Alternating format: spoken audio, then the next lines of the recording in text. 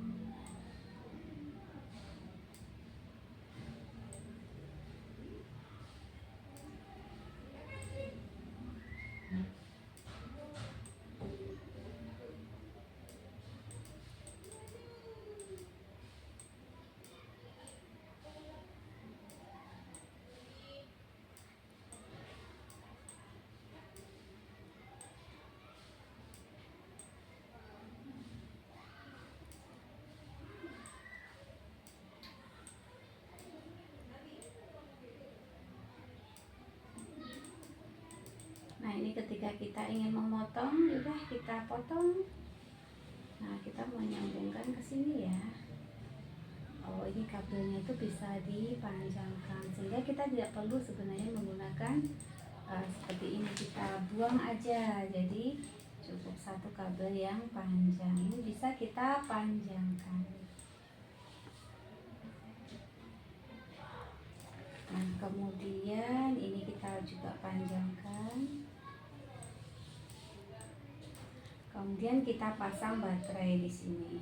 Sekarang sudah sesuai dengan gambar. Ada baterai. X ini sebenarnya adalah voltmeter, tapi kita tidak usah menggunakan voltmeter karena kalau misalkan ada arus disambungkan saklarnya, dia pasti akan menyala. Kita akan cek ketika menyambungkan saklarnya.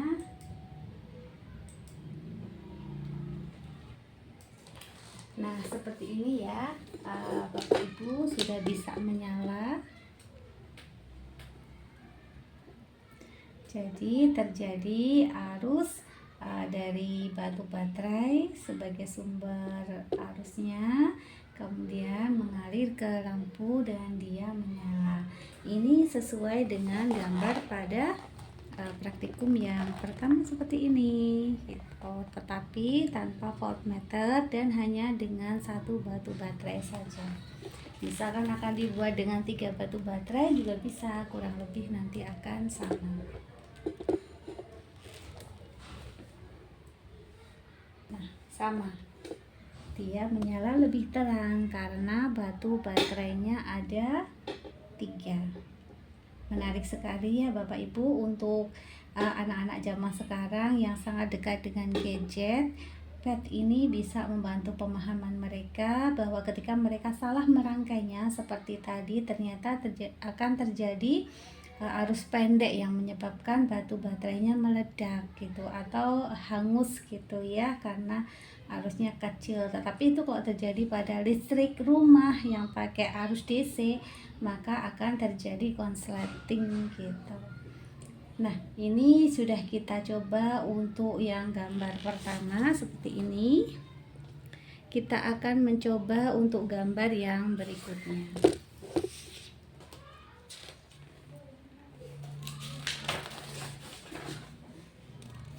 Gambar berikutnya seperti ini, Bapak Ibu. Kalau tadi seperti ini adalah rangkaian seri. Nah, yang ini adalah rangkaian paralel. Ini juga paralel, ini juga paralel. Dengan posisi saklar yang berbeda. Ini saklarnya di sini, saklarnya di sini, saklarnya di sini. Apakah akan sama atau berbeda?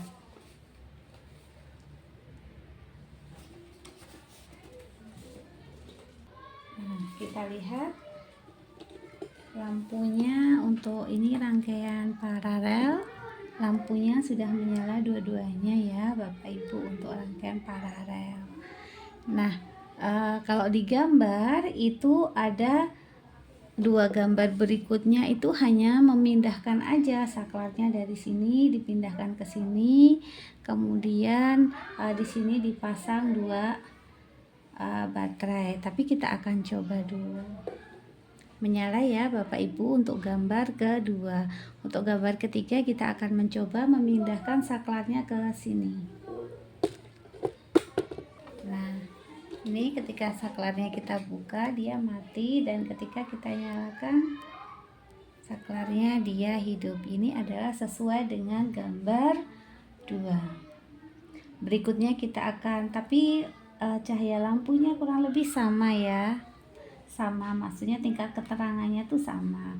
Nah, kita akan mencoba gambar ketiga, yaitu ditambah baterainya, ditambah 1 lagi. Nah, sekarang sudah sama seperti rangkaian pada gambar 3, yaitu ini gambar yang paling bawah.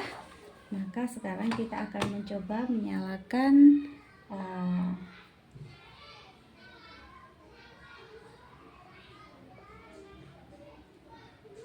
wow, dia menyala lebih terang daripada yang gambar kedua dan ketiga. Ini gambar keempat ini atau gambar yang terakhir ini nyalanya lebih terang karena batu baterainya lebih banyak, yaitu 2.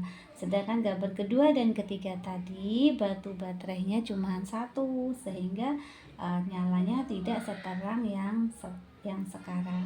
Nah, Bapak Ibu, untuk asesmennya itu kita bisa menggunakan berbagai macam cara ya. Seperti ini tadi, anak-anak diberi tugas membuat berbagai macam rangkaian listrik. Kemudian setelah mereka membuatnya pada komputernya masing-masing, kita tinggal menilai. Kemudian kita minta anak-anak membuat rangkaian lain, misalkan dengan 2 saklar, dengan 3 lampu, dengan 3 baterai, dengan rangkaian seri, rangkaian paralel, rangkaian seri dan paralel. Nah, berbagai macam petugasan tadi kita lihat dari hasil gambar yang mereka buat.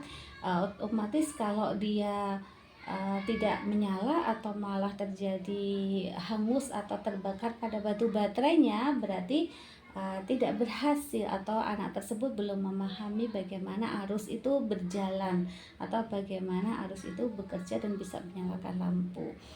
Sedangkan ketika lampunya bisa menyala, maka anak-anak sudah memahami bagaimana sebaiknya membuat rangkaian listrik seri dan rangkaian listrik yang paralel yang benar. Nah, untuk penugasan berikutnya anak-anak juga bisa dikasih tugas proyek itu untuk membuat misalkan rangkaian listrik sebuah rumah dengan 2 kamar, 1 ruang tamu, 1 kamar mandi, 1 dapur.